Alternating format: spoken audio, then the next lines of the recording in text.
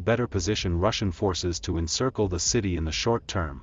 However, on January 19, Wagner's Prigozhin, who continues to position his mercenary army as the single main actor in the operation, claimed the capture of Klishchivka, an important village just south of Bakhmut. Klishchivka is known to have changed hands at least 2 times over the recent weeks. And it is also an important and heavily fortified Ukrainian defense line covering the southern outskirts of Bakhmut. As of January 20, the Ukrainian military command does not confirm the Russian presence in Klishchivka. If Wagner's claim is true, Russian forces may be standing between 3 and 5 kilometers from the Bakhmut-Kostantinivka road, now the vital lifeline for Bakhmut. Command in Chaos, Tom Cooper, an Austria-based warfare expert and author, called the claimed capture of Klishchivka no catastrophe but an unpleasant loss.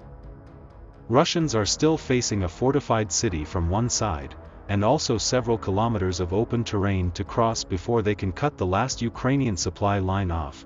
It's harder to find cover in the open field than in a built-up area, the expert said, and the terrain in front of the Russians is largely open all the way to Bila Ora and Chasivyar now, with which they could drive deep behind the southern flank of Bakhmut's defenses.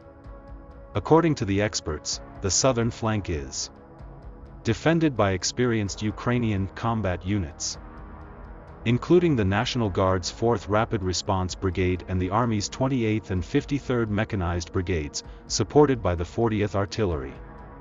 All are combat-experienced troops, some with additional training in Europe, Cooper said. Problem. The Russians are coming in such numbers and so often that all units ended the day critically short on artillery and mortar ammunition. By the evening, Ukrainians were actually down to mowing down the assaulting Russians by machine guns alone. Ukrainian forces in the Battle of Bakhmut have the will and are determined, and they have better tactical skills and usually fight from protected positions.